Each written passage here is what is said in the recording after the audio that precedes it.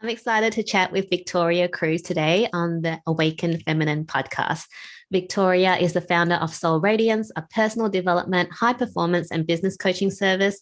She's a purpose mentor, business coach, soul strategist, 13 sign sidereal astrologer, intuitive guide, and channel for spirited entrepreneurs who are aligning the energy and action to six and seven figures for the greater good of all, while being truly soul led and joyful in their lives. And I know she has so much love and wisdom to share with us. She's a fellow Aussie in Sydney. Welcome to the show. Thank you. Thank you so much for having me. This is really exciting. I'm really excited because I've known you for, a few years now. So I'm going to call you Tori because that's what I'm used to calling you, if that's yes, okay. Yes, my friends call me Tori. Just don't call me Vic or Vicky because I'll probably squeal at you. But yeah, you're like, I'm going to disown you right now. Yeah. Yeah. Tori's We're good. sticking with Tori then. So Tori, before we dive into our conversation, I always love to ask my guests this question, and is, what is your definition of an awakened feminine? Wow. Okay. An awakened feminine to me is a woman who, or someone who identifies as female, who's committed to the path of growth, to the path of presence and awareness, and continuing to evolve in alignment with their ever-developing values and beliefs through life experience. And it's not for the faint of heart, is it? Nope. It's definitely not. And I love that definition. Thank you for sharing that with us. You're welcome. I think we're some of the bravest people on the planet, really, because it's a journey of faith, a journey of leaning into the unseen, the unknown, the unproven, and usually we are feeling into and taking actions in alignment with something we have zero evidence of. And we may have people around us looking at us like, you crazy girl, and yet we keep going. And that path of faith, whatever that means to you, is really where the magic is at, I think. Yeah, I love that. And it's so true. I've been getting a lot of, you crazy. You crazy girl. You crazy gal. Yeah, but it's the most beautiful way to live because you're not living up to everyone else's expectations and, truly awakening to who you truly are and living the life that your soul wants you to live rather than the life that society or your family or your friends expect you to live and be as well. So, yeah, exactly. Yes. So I want to dive into you and your journey and your magic. So, Tori, first of all, do you mind? I mean, I gave a short introduction of you, but do you mind expanding on that? Like who you are, how you got to where you are now, being this amazing, magical being that you are? Oh, bless you. That's so kind. Well, look, I think it really, a big turning point in my journey was when I birthed my son in 2014. And I birthed him alone, unplanned. So hospital sent me home, and then we had this very rapid and radical kind of home birthing experience that was not intended. And during that experience, I had what I would call maybe my third awakening of sorts. When you go to the gates of life and death and you meet your child and you bring them back with you. And it was from there that I could really start to see energy and really deeply connect intuitively with things that I had potentially been able to not see or suppress or not acknowledge previously. And I often joke, and my husband and I joke all the time, that we were all actually born at the same time. Because when he was born, it was very much like a rebirth for us, and an awakening of sorts. And then 7 days later, he was actually sick, and my intuition helped to save his life. And from there, I started to really pay attention to my inner voice, my inner whisper, my inner knowing, and the cues that my body was giving me that I just hadn't been attuned or aligned to before. And that really sent me off on what I would call the path less walked, so to speak, whereby, I thought I had it all figured out. I was working for a not-for-profit organization, doing their strategy and sales, and I had daycare sorted out. And then all of that went out the window, and I was really led to start my own business with zero evidence that it would work, with zero success in that arena myself in the past. Even though I'd been a business strategist, it was always for other organizations, usually not-for-profits, or people in the health sector, the yoga and wellness space as well. And then I'd had another secondary career as an actress and live TV director. So to follow the whispers of spirit 7 years ago and say, okay, I quit the same day that I had signed for a mortgage, was pretty radical. Yes. and quite nuts in many ways. And the next 2 years were a very steep learning curve. But over the years of entrepreneurship, I've really developed my own processes and methodology, strategic frameworks, my take on energetics and alignment. And my key focus areas now in my work are your purpose, your uninhibited purpose-led expression, and your service, and making sure that all three of those things are not only world-class, but totally in alignment with you at the soul level so that you can experience success. Because over the last 7 years now, I have seen so many wonderful soul-led women create great revenue and big income and big months and, big numbers. And yet I have learned firsthand, both myself and through working with them, that on its own is not enough, and that on its own can never really fill the full scope of one's definition of success. And so it's not just about getting there to the revenue within the business. It's actually about how you get there, and how you get there is even more important than the fact that you get there. And for people who have experienced firsthand the burnout that can come with a misaligned business, or, the grief and despair, soul-wrenching despair of having created success in a way that's not actually in alignment with you, and then feeling like, is this the only way that it's actually going to work? Do I have to choose?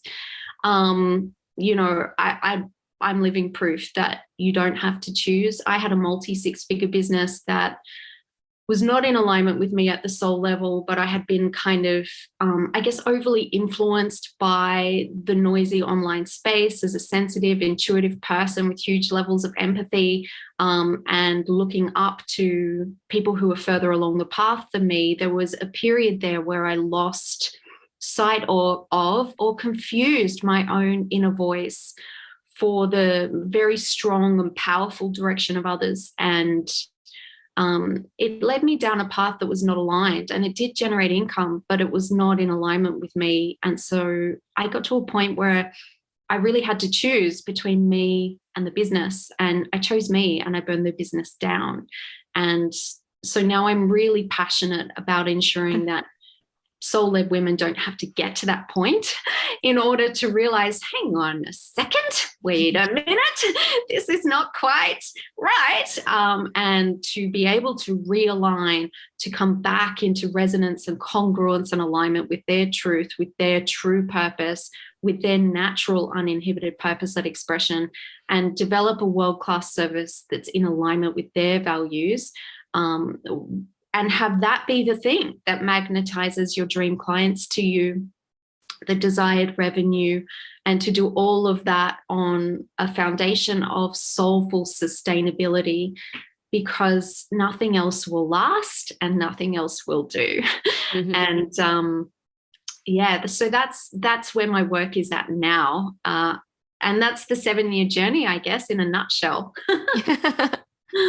Thank you for sharing that. And you've been through so much. I mean, I love that, when your son was born, it was like a rebirth for both you and your husband. And then, then again, following that path, like you talked about, of the unknown, just trusting your gut, your intuition, and going, okay, sounds crazy. I just signed up a mortgage. Let's quit my job.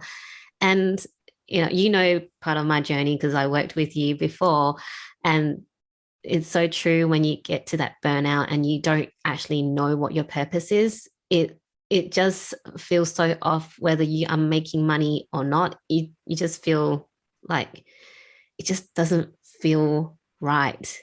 Mm. And I love, what you're doing. Can I ask you, you said you were listening to all the noise outside, but not listening to you when you had your six-figure business and you're just doing what other people are doing. Mm. How did you extract yourself from there to start, getting reconnected back to yourself? Because it's so hard. I mean, look at Facebook. You go on Facebook and then there's like all these ads and all these things. And they're like, this is the strategy. This is the one that works. And then that one's like, no, this is the one, not that one. It's like, yeah, look, I think my journey there was really quite extreme, because as a strategist, I had trained in all of the kind of bro marketing tactics from, I mean, I don't want to name them, but over decades. And I had always struggled reconciling those with being a spiritual, deeply caring woman in Australia, and had kind of been struggling to make it fit. And then I saw other models of where I thought it had worked, and it actually took me going really deeply into behind the scenes of a lot of businesses and seeing how they actually run, and I guess the disparity or incongruence between the message and what's really going on behind the scenes 24/7, to get to a place where I was like, oh, I cannot be a part of that in any way, shape, or form. And so then, so I closed my business down. I took a job for a while so that I could heal, so that I could continue to be of service to beautiful women, so that I could learn and grow. And it was a great opportunity for me because I got to work for a larger company, serving more people, and didn't need to be visible out in the front end, so to speak, as much.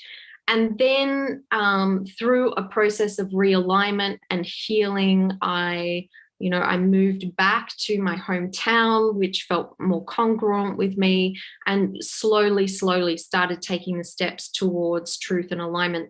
But there was a big period there where I wasn't serving, I wasn't online. I was working with a handful of clients who had found me through word of mouth. I wasn't doing anything related to business at all. I was leaning on my other expertise and experience. I was doing yoga coaching and life coaching and energy sessions. And I also decided to study 13 Sign Sidereal Astrology as part of my own healing journey, when I discovered I'd never been into astrology at all. To be frank, I thought it was a bunch of hooey or, just kind of collective novelty. But then I learned that the sun was not physically in Sagittarius when I was born. It was actually in Scorpio physically, and that there was this other sign called Ophiuchus, and I had lots of planets in that. And I was like, oh, all of a sudden, me burning myself to a crisp, trying to be all fire all the time, made a whole lot of sense, because actually the element of ether, of spirit, is really, really big in my natal chart. So I went down this whole other rabbit hole that had nothing to do with anything to do with my previous business. And I went on a beautiful learning and healing journey. And really, I got offline and I unplugged from the noise, and I came home to myself and home to my truth and home to my freedom, and got to know myself better in a whole other way through 13 Sign Sidereal Astrology.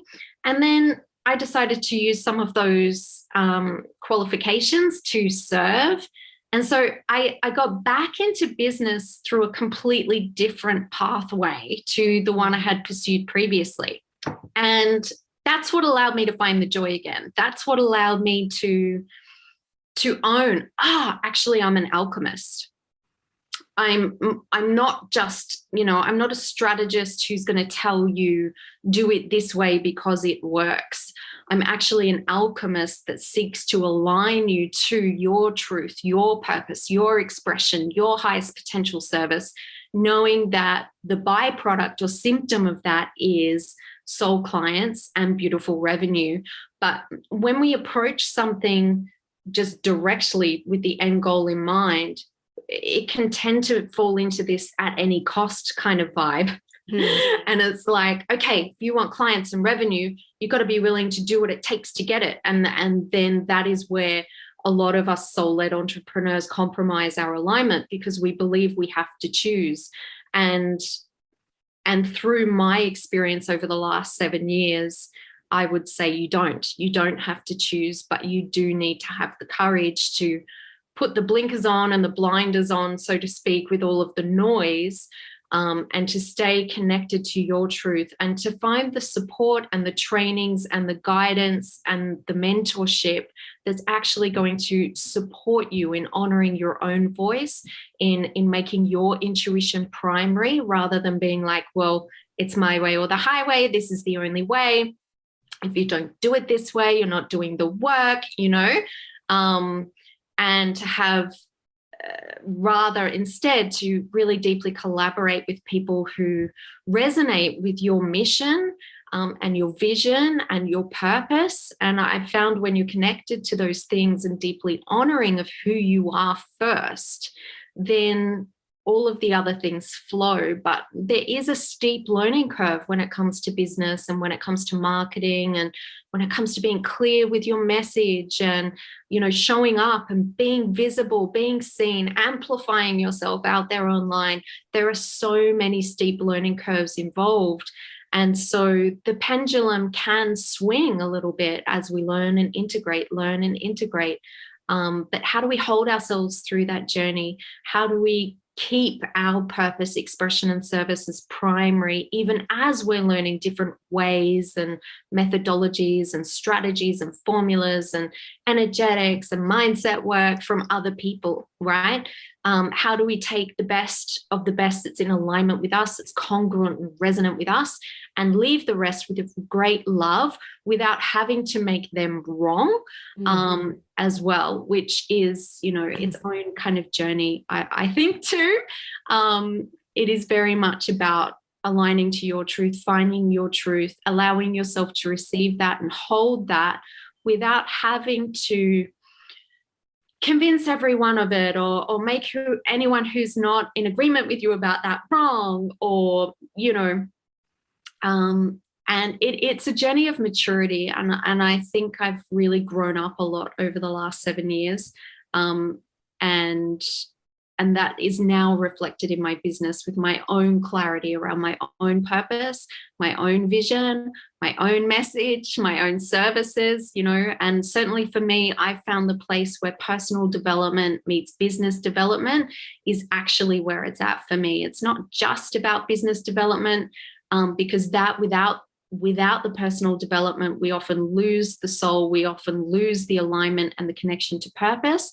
And personal development without the business development, for me, it's lacking the vision, the fire, the connection to something bigger, which we all came here for. We all came here to serve in a completely bespoke and unique and amazing and magical way. And working with the people who are fueled by that, driven by that, and led by that is really where the excitement and the joy is at for me. And so it's the intersection of the two where the magic really happens, I believe, where we step up in service and we expand our business. Yes, absolutely. But we do that through self-actualization, through becoming more of who we really are, through becoming more fully expressed, and through developing and refining our services over a lifetime so that they are legitimately world-class, second to none, completely unique, and just the absolute dream that our client needs and desires. And that's where the real work is at. And that's where the real results come from, in my opinion, through my experience. And so it's just such a joy now to be at this place where, regardless of all circumstances and inclusive of all conditions, I know when I'm resonant, when I'm congruent, when I'm aligned. I know when I'm connected to my purpose and expressing all of who I came here to be.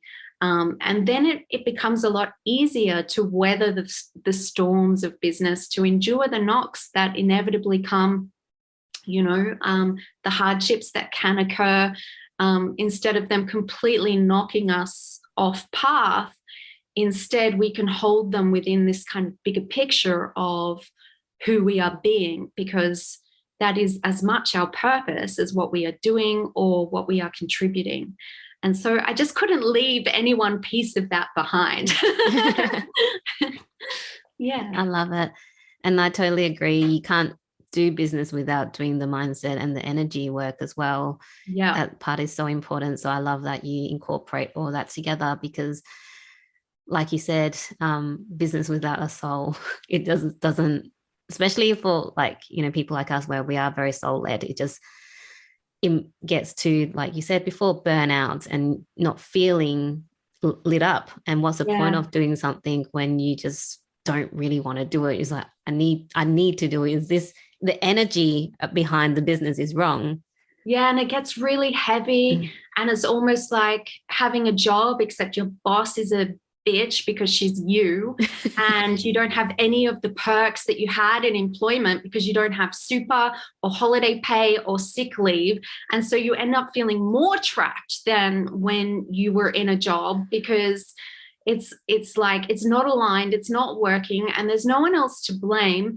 And it really can be very confronting when we're kind of whacked over the head with that level of personal responsibility, if we're not prepared for it. And this is where the personal development aspects come into play. And the more you know yourself and the more you create your business around that to support that, rather than the other way around. The saying of, who do I have to become to get what I want? I'm like, oh, no.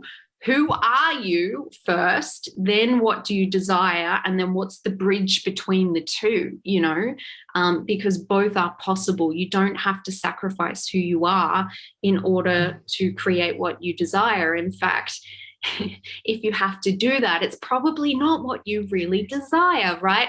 And so there is this journey of coming to a place of radical self-acceptance, not from complacency or laziness or I'm not going to seek to improve, but I really believe this in any area of our life. Recently I decided that I was going to get fitter and healthier, and I noticed I was coming at it from the place of, oh, you got so unfit after you had your kid. You got so soft and blubby and, right? Self-rejection fundamentally. And the process was hard, and I kept sabotaging, and I kept going off my plan, and I kept, all the drama, all the things. And then it finally occurred to me, hang on, this is not congruent with what you teach in business, Victoria. Louise. What is congruent is I accept myself as I am right now.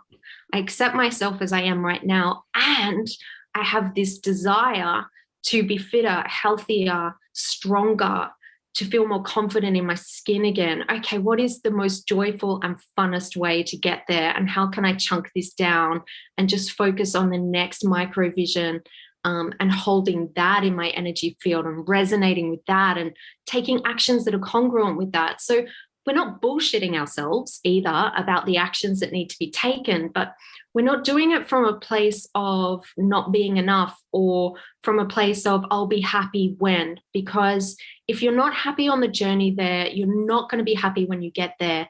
And it took me 6 years in business thinking I'll be happy when I make my 10K months. And then I made my 10K months, and guess what? Still wasn't happy, because by then I had higher level investments, right?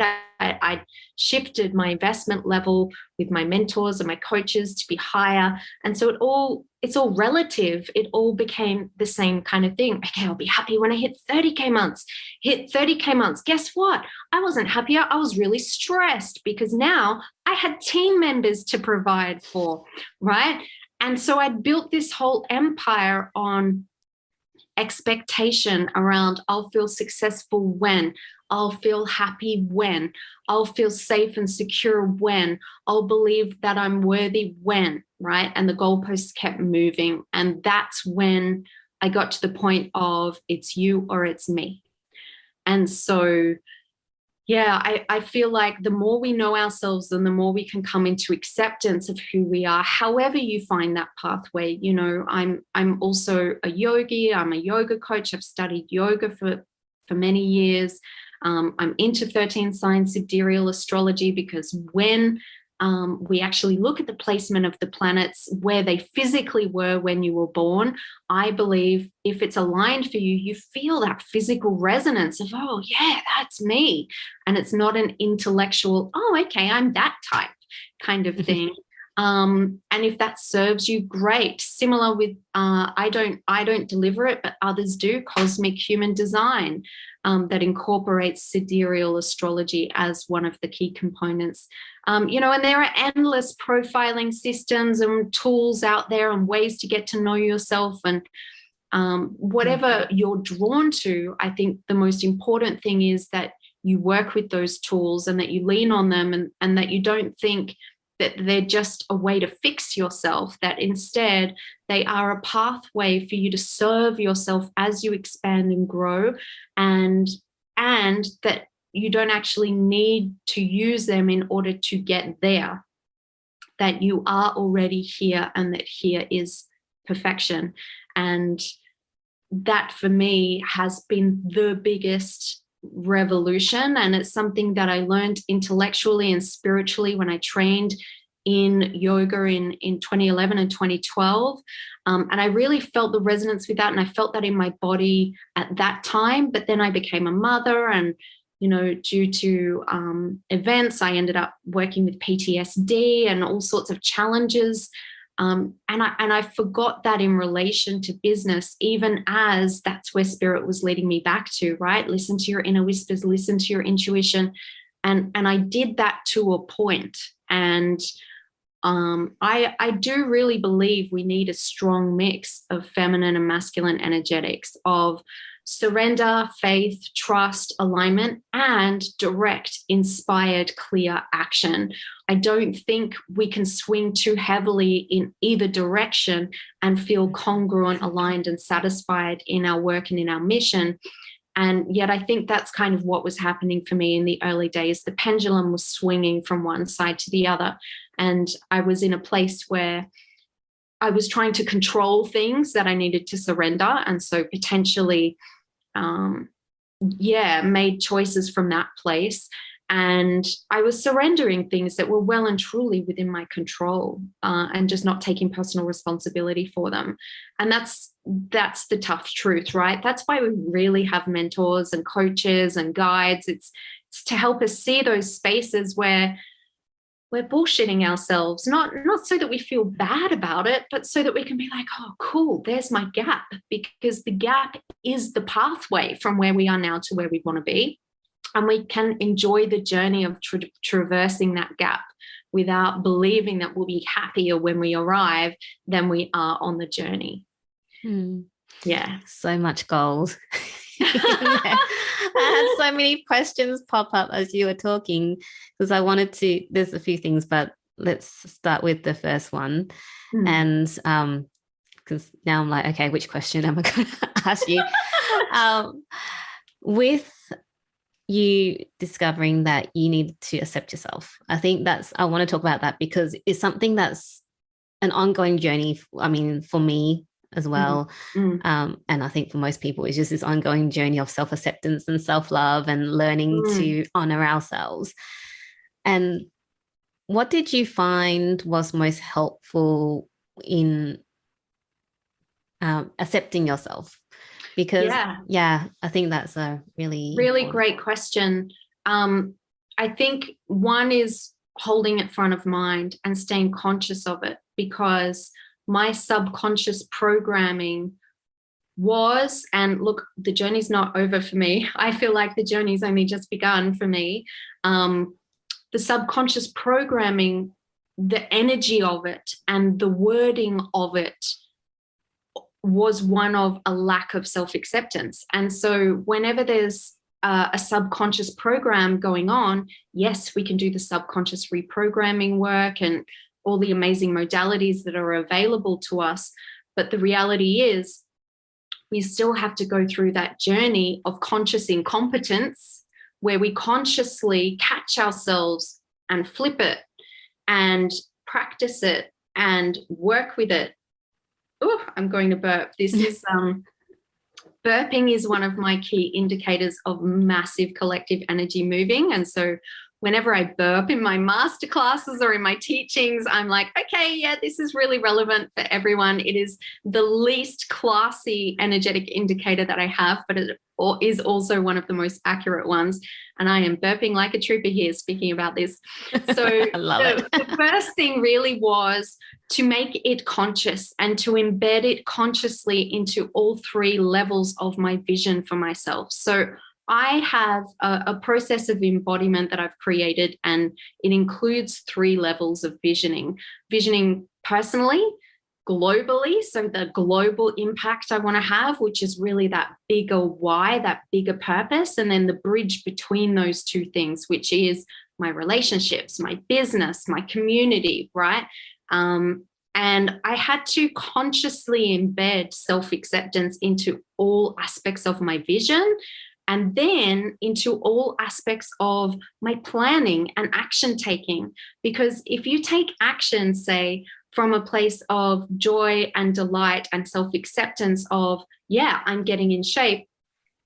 I like using this as an example because for me, it's easier, and for a lot of it's easy to describe, right? Whereas sometimes with business, it feels trickier to describe, but I'll do an example there as well. The way you approach it, the way you approach all of it completely changes when you come from a place of self-acceptance. And I don't even say self-love, because I believe a lot of us are pursuing self-love whilst lacking self-acceptance. And it's almost like if we focus on the acceptance and then we take divine aligned, inspired action from there, the experiences that we have help lead us towards genuine self-love as a byproduct. Whereas when we try to force ourselves into sort of self-love from a place of a lack of acceptance, it's like, if I love myself more, then I'll get there and then I'll be good enough, you know? Yeah. And that doesn't work either. Ask me how I know. So yeah, it's like the way we approach everything then shifts. And a good example could be, if you're coming from self-acceptance and you're engaging in a business activity, you may decide you want to create a new offering and launch it and run a free masterclass and invite people to it, right? If this time around in business for me, if I was still coming from a place of lack of self-acceptance, I would be comparing my masterclass sign-up numbers to the masterclass sign-up numbers of my last business, which wasn't resonant, congruent, or aligned with me at the soul level, which didn't allow me to access all levels of my soul purpose, which kept me caged in terms of my uninhibited purpose-led expression. Oh, the irony, because that's what I would talk about. And with services that didn't light me up and set my soul on fire forever and a day, right? And so your priorities shift. Now, whether I have 14 people signing up for my masterclass or 1,400 or 14,000, I'm running that masterclass for me, as well as for my audience, as well as for my future clients. And not only that, I'm running it for the shift in collective consciousness that I want to facilitate, right? My global vision.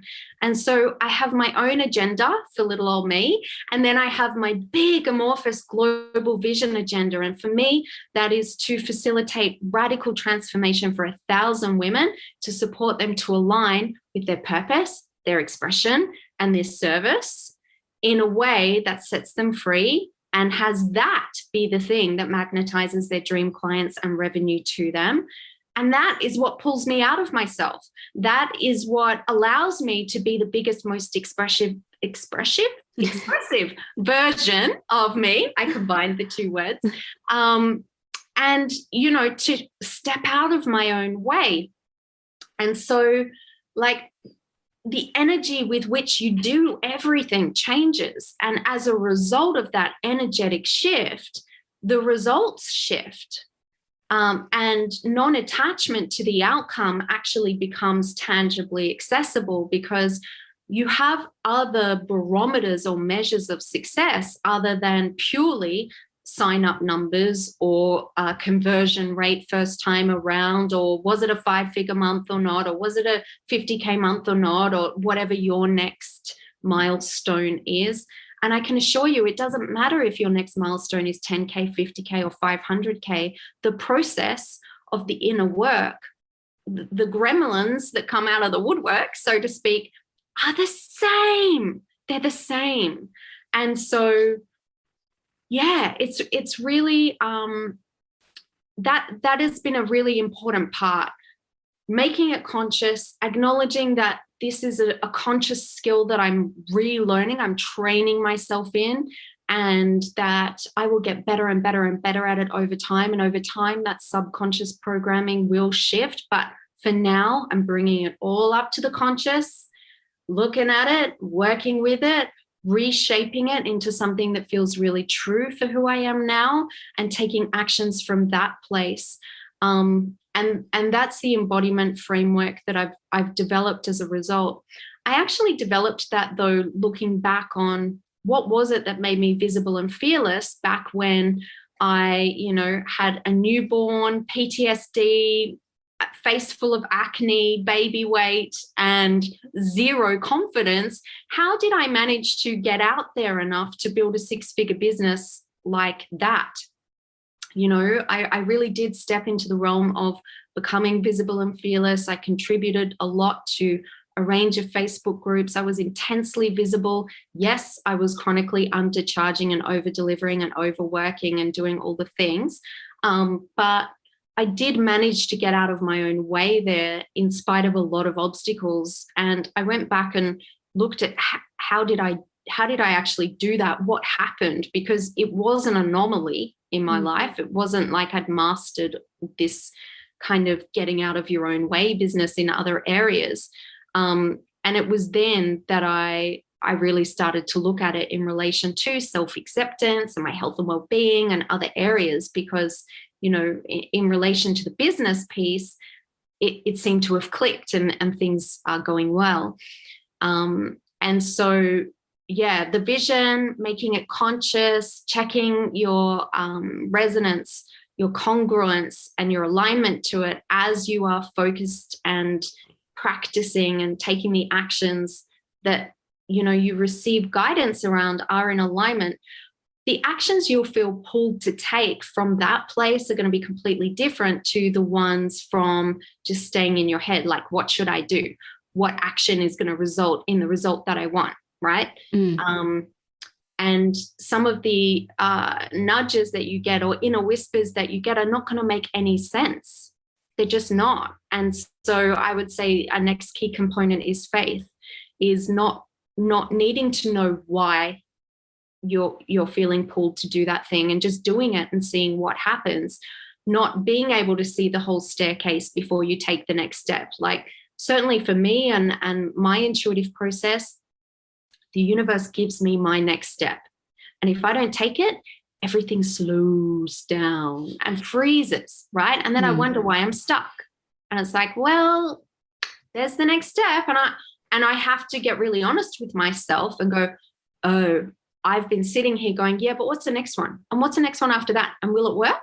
Like, show me the step where it works, and then I'll take this step. And that's just not how it works, right? It's like you've got to unlock that door of that step and walk through it before you get to the next one. And you don't get a preview. You just don't. It's not the movies. It's real life. And that takes so much courage and so much faith and so much, I don't know if this is I don't know what the outcome of this is going to be. I just know that this is in alignment for me to do, or this feels right. And I feel congruent with this, and this feels true for me. And that's developing that muscle of trust, I feel also really helps with the self-acceptance over time. Not always immediately, because to be honest, some of the steps that you're called to take will lead to you falling flat on your face, will lead to you not succeeding, will lead to you experiencing a lesson that you look back maybe 3 months or 3 years later and go, I'm so grateful that that happened. But you don't feel that way at the time necessarily, right? And so this is another thing of like when hiring guides or mentors or coaches or things like that, often we come from this place of fear of like, well, this is my insurance policy that I won't fail. And I said, well, that's not true. Yeah. Especially if it's, if it's in alignment with you. And this is where having that bigger kind of cosmic vision, that connecting in with your energetic blueprints or your archetypes or your, whatever it is that resonates for you in terms of knowing yourself, that's what you go back to in those times where, you were told to take the step. You took the step and then you fell on your ass, and now you're going to go and lick your wounds and pick yourself up again and try again, wiser, stronger, better for the experience. And this is why we need to stay centered and in alignment, because otherwise we can be pulled out of the game. And when we're pulled out of the game, we stop being of service. And when we stop being of service, everything kind of sags, right? Especially if you're a soul-led entrepreneur, knowing that you're being of service in whatever way that is today is so crucial to your self-identity and your purpose. And I think for a long time we've thought, oh, maybe that's shallow, maybe that's not very enlightened. And then you add money to the mix and that's a whole other kettle of fish, right? But the truth is that being of service and seeking to serve as part of your purpose doesn't mean that you're not grounded or centered or aligned, or it means that you remember before you decided to come back this life, before you chose your meat suit, you knew that you came here to do something important, special, unique, significant. And you remember that while most of the world sleeps or tries to forget because it's too confronting, too challenging, and asks them to change too much. And so we need to be kind to ourselves about that whole thing as well. So yeah, I think that honestly, it is about taking full radical personal responsibility and making the self-acceptance piece conscious, and then making choices from that place in alignment with your vision rather than in alignment with your comfort zone, in alignment with who you've been, in alignment with quote unquote what works for them.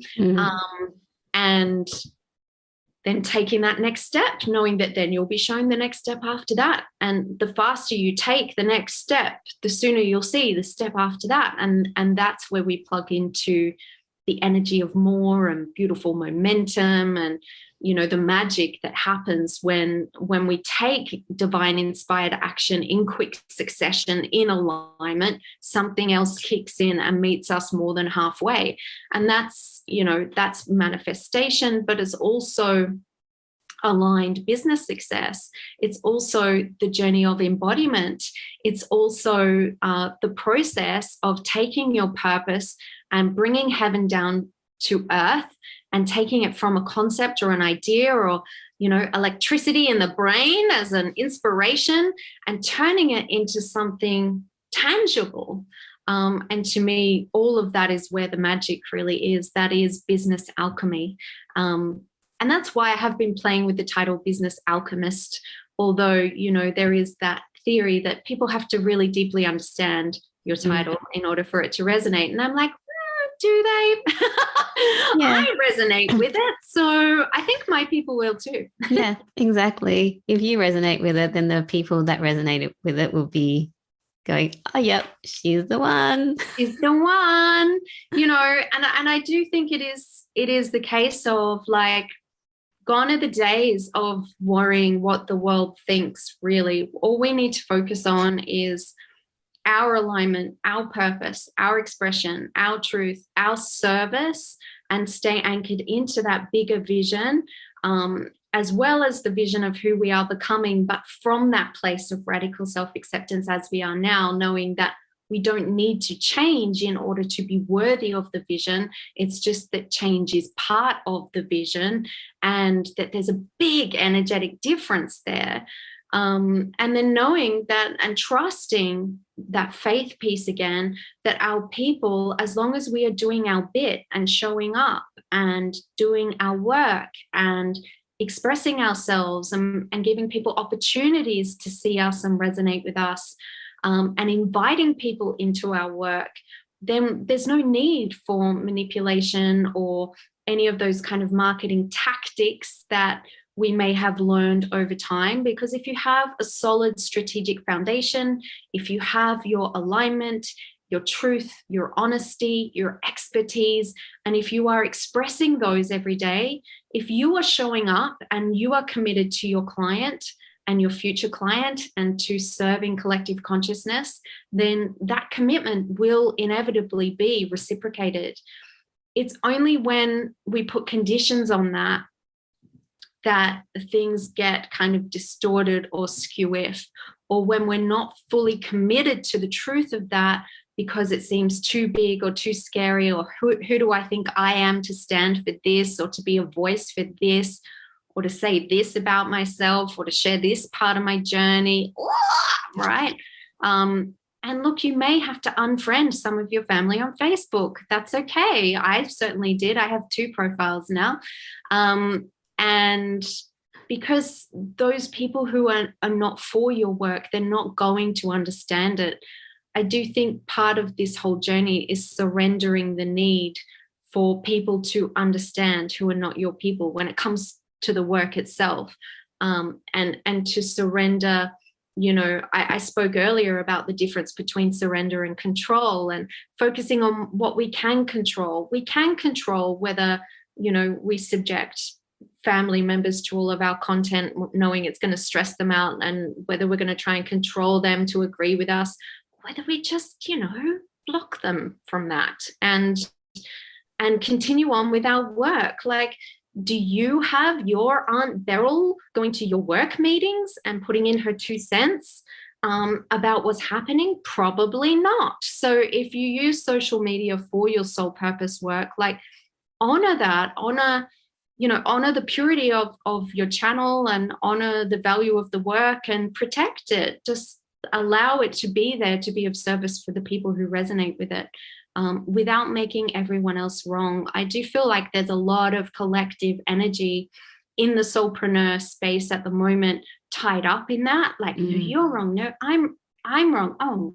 you're wrong. You know, it's this, it's that. And instead, it's really about everybody finding their people who resonate with wherever you're at on your journey in relation to what you're offering and how you're offering it, and trusting, again, surrender, that the right people will resonate with that, and continuing on using our energy in wise ways that actually allow us to activate and inspire the people that are for us. Yeah, I love that. Yeah, I definitely totally agree with you. Is not saying other people are wrong. It's finding what works for you and what feels good for you.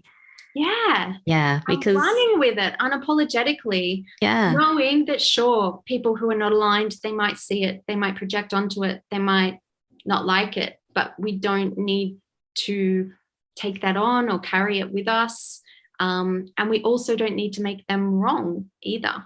Yeah, because everyone just does it their own way. Otherwise, we'll all be the same robots. And, you know, as a marketer, the irony of that is, as soon as everyone starts doing something the same way, we start to see the puppet strings, so to speak, and we start to feel, maybe I'm being marketed to here, maybe I'm being manipulated, and it becomes less effective. And if you don't want to be the person who sells via manipulation, if you don't want to, you know, I don't want anyone to work with me because I manipulated them into it.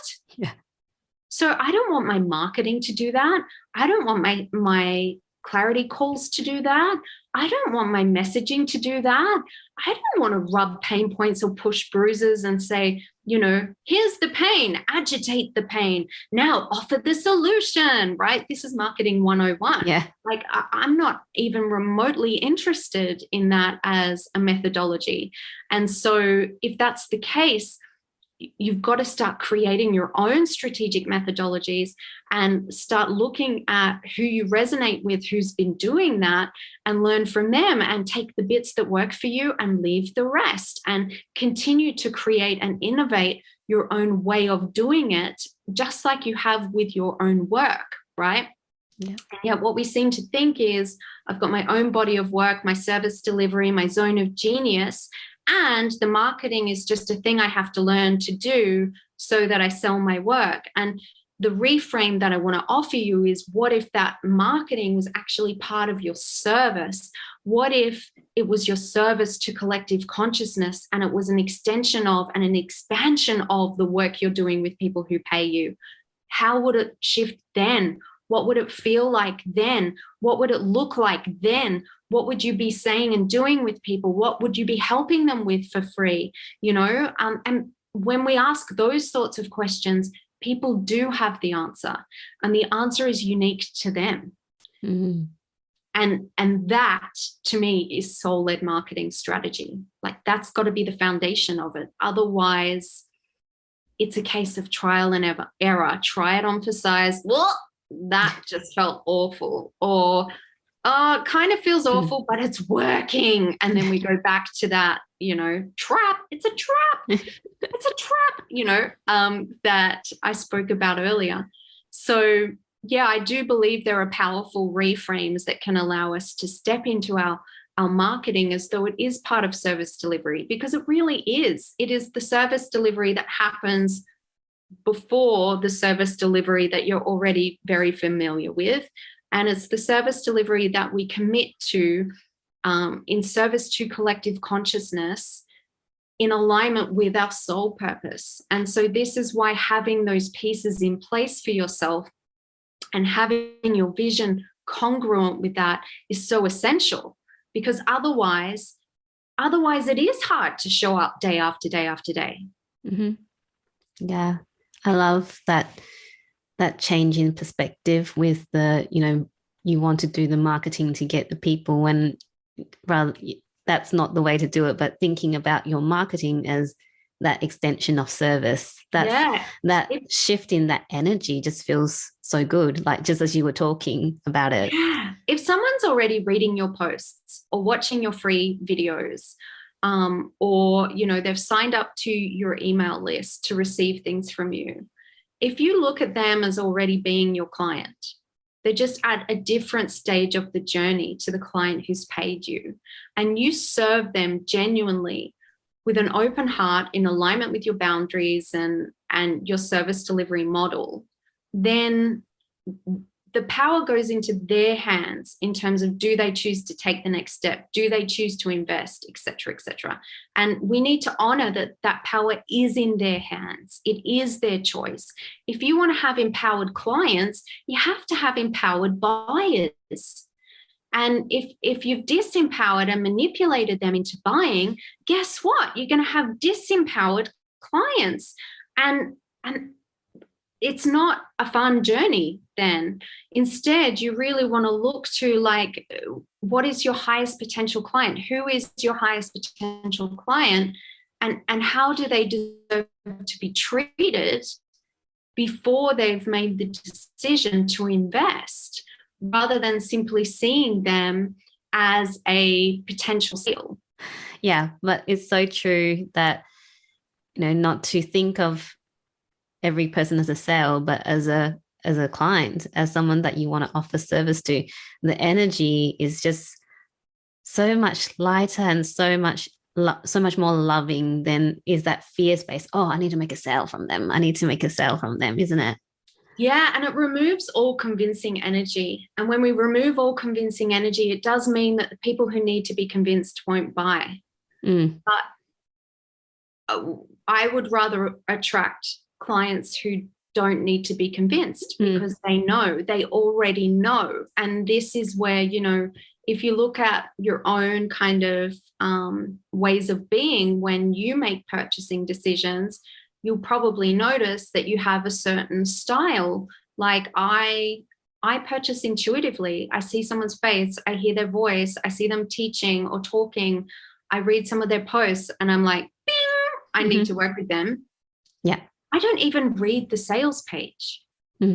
Right? So this is one of the reasons why I personally don't get caught up in long form copy sales pages in my own business, because when I'm purchasing, I don't read them.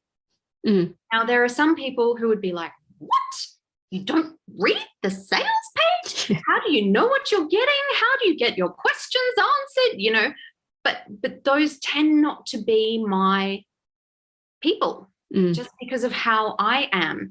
And so this is where we come back again to knowing yourself, because when you know yourself, you know who you're naturally a good fit for, and you stop trying to be a good fit for people that you're not naturally a good fit for, and instead lean into the ways in which you are naturally a good fit for the right person and amplify that. And that's, you know, I have a membership called Amplify, and it's all about that. It's all about knowing how you are and how you operate and who you are, and therefore who's a good fit for that, and how do you amplify your you-ness out there in the world so that it magnetizes the people who value that. Because if you have to contort yourself to all sorts of different shapes in order to be valued, they're not the right client for you. Yeah, I totally agree with that. And yeah, I just love everything that you teach and that you stand for, because for me, it feels really resonant for me, being, you know, because you know that we're both really soul-led, and it's true. I don't read sales pages when I know there's no need to read the sales page. Is when I have to read the sales page, I usually am trying to find a reason to buy it. And that's the only reason that I would read a sales page, is to find the reason. But most of the time, if you know, you don't need that reason, because you just know that you're going to buy it anyway to buy. Right. And some people do that regardless. And so it's really useful to look at what you value in terms of, like, what do you need for yourself when you're enrolling in a program, or when you're purchasing a service similar to the service that you deliver? What do you need to know in order to feel aligned and safe and secure and sound in your choice? And then ensure that you're providing that to your potential clients, because, you know, the law of values, so to speak, is that you're going to want to attract clients who have similar values to you. And so by looking at what you actually value in a sales process, then you're going to create and craft a sales process that aligns with your values. And in turn, you will attract people who have similar values and require similar information, and repel those who don't, purely by the way that you do it. And if that feels resonant, congruent, and aligned with you, then that's exactly what you want. It's when you're implementing strategies that are not resonant, congruent, and in alignment with you, and then you're attracting people for whom they are resonant, congruent, and aligned, that then there is a mismatch in values. And you created that mismatch by doing things that were not in alignment. And this doesn't mean we don't take divine inspired action and we don't get visible and we don't market our services. It just means that we ensure that we really know ourselves very well, and we understand our offerings and our service very well as we're doing that, so that we can continue to stay in alignment and honor ourselves when the pendulum swings the wrong way. And, you know, we learn from that. But one of my hopes is that through my work, I'll be able to take what has been a very intense and at times extremely painful 7-year journey, and shorten that for a lot of soul-led entrepreneurs who do aspire to have alignment and congruence and longevity in their service, who do seek to build something highly profitable that will grow over time, and that stays really the vehicle for the expression of their purpose, their beautiful soul's essence and energy, and give them the freedom and scope to continue to be creative, to be the artist in their life and business, and to continue to develop their offerings and their service over time. Because that's another piece that, I see a lot of like nail it and scale it kind of messaging, right? And for the soul-led entrepreneur, that can feel like it's a entrapment, especially if you're creative, and part of your creative process is in following the whispers of spirit and taking inspired action. Then your services are going to continue to evolve and shift and grow as you do. And that is not necessarily an unstable business. It really depends on the other components in the value ladder. And is there enough freedom and scope? Like I have a beautiful mastermind where I have total creative freedom and scope, and I respond directly to the needs of the people in the mastermind. So they are receiving the service delivery that they need tailored to them, and I get to continue to play creatively and offer them additional things that are inspiring me and helping pull me forward. And that is the beauty of mentorship.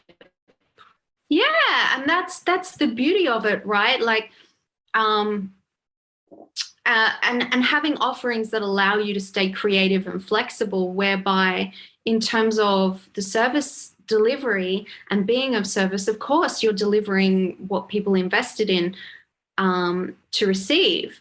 And you also get to stay creatively open and in flow and attuned to the energies, if that's the way you're built, like I am, and, integrate your own personal process and transformation into your teachings as you evolve and grow. And I have all my offerings allow me to do that. They're not pigeonholing me into, well, this is, with the exception of a couple, like I have some programs where there's a curriculum and you deliver the curriculum, right? But I always have space in my business to be creative, to create new things, to innovate, to develop, to be inspired, to have something happen in my own life, to learn from it, and then to apply that to business, to share that with people for amazing results. And I feel like if you're deeply passionate about your work and your work is your soul purpose, you always need to have, I call it like a freedom scope. And like, you are not built like other entrepreneurs. Other entrepreneurs, the whole purpose is to build it, make it scalable, make it saleable, sell it, profit, get the hell out, start again. That is, honestly, that is the cycle of a true entrepreneur. Whereas for a soulpreneur, the desire is that the business grows and evolves with you individually, that your soul purpose evolves through your service delivery. You're not looking to cut and run. You are tethered. You are in union, right? And that is part of the point. Now, of course, you want leverageability and scalability. You want to be able to uncap your income and your impact and all of that sexy stuff, but not at the cost of the soulpreneur bit. Yeah. And this is where, that whole resonance with different values, and understanding yourself and knowing what the purpose of the business actually is for you is so important. Yeah, it is. Oh my goodness, Tori, everything you said today is like gold nuggets. Like, you just given us like a pot of gold during this time together. But I'm just wearing up the time. So I think it's a good place, as you were talking about mentorship.